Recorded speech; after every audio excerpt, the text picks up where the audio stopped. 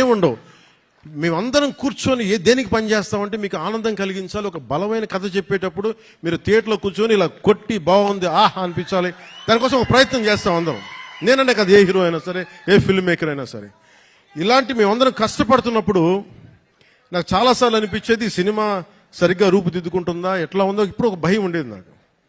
కానీ ఎప్పటికప్పుడు ఒక చిన్న ట్రైలర్ రిలీజ్ చేసి కృషి గారు దాని మ్యూజిక్ నాకు ఎప్పుడు ఒక జీవాన్ని పోసేది. ఈ రోజున సినిమాని ఇంత బలంగా మనం ఒక బలమైన పాజిటివ్ నోట్ ఉంది అంటే ఈ సినిమాకి నాలాంటి హీరో కంటే వీళ్ళందరికంటే కూడా దీన్ని నమ్మిన వ్యక్తి academy Oscar winner Shri Keeravani గారు, ఎంఎం కీరవాణి గారు. అంటే ఆయన గనుక సినిమాకి డైరెక్షన్ లేకపోతే ఈ సినిమా ఇంత అద్భుతంగా వస్తా నాకైతే సందేహం. ఆయన లేకపోతే, కీరవాణి గారు లేకపోతే హరిహర వీరమల్లు అనే సినిమా లేదు.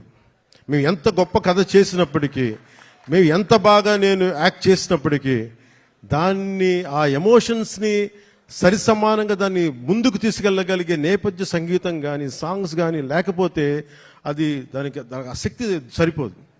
అలాంటిది ఆయన ఇలాంటి మన అలాంటి ఒక ఆస్కర్ అవార్డు గ్రహీత మన విశాఖపట్నంకి వచ్చి, లేదంటే మన హైదరాబాద్కి వచ్చి అక్కడ శిల్పకళ వేదిక కావచ్చు, ఇక్కడ మన ఈ వేదిక కావచ్చు, ఇక్కడికి వచ్చి చేస్తున్నారంటే ఒక అకాడమీ అవార్డు విన్నర్ మన దగ్గరికి వచ్చి మన ఆడిటోరియంస్లో కూర్చున్నట్టు అది మనందరం చేసుకున్న అదృష్టం, మన భారతదేశం చేసుకున్న అదృష్టం.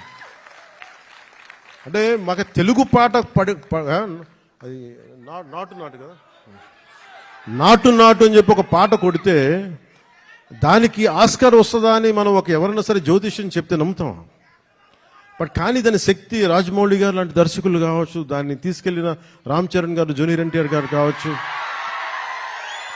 అంటే ఇంతమంది కలయికతోటి వాళ్ళందరూ బలంగా వేయగలిగారంటే మనం సంగీత దర్శకుడు అనేవాడు బలమైన అసలు రక్తి కట్టించగలిగే సంగీతాన్ని ఇవ్వలేకపోతే, దానికి చంద్రబోస్ గారు లాంటి ఒక లిరికల్ రైటర్ దానికి సరైన లిరిక్స్ అందించకపోతే అది ముందుకెళ్ళదు.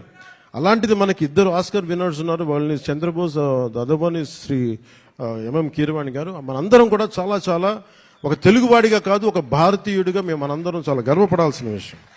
సో అలాంటి దర్శకులు, సంగీత దర్శకులు మన హరిహర వీరమల్లుకి నిన్న రాత్రి చూశాను మొత్తం, కొంచెం అన్ని రీల్స్ టెస్ట్ చేస్తాను ఫస్ట్ టైం చాలా సంవత్సరాల తర్వాత. ఖుషి తర్వాత మళ్ళీ నేను ప్రతి రీల్ చూడడం, ఎందుకంటే సడన్గా డబ్బింగ్ తర్వాత సినిమాలు చూడండి, నాకు భయం సినిమాలు చూడాలి.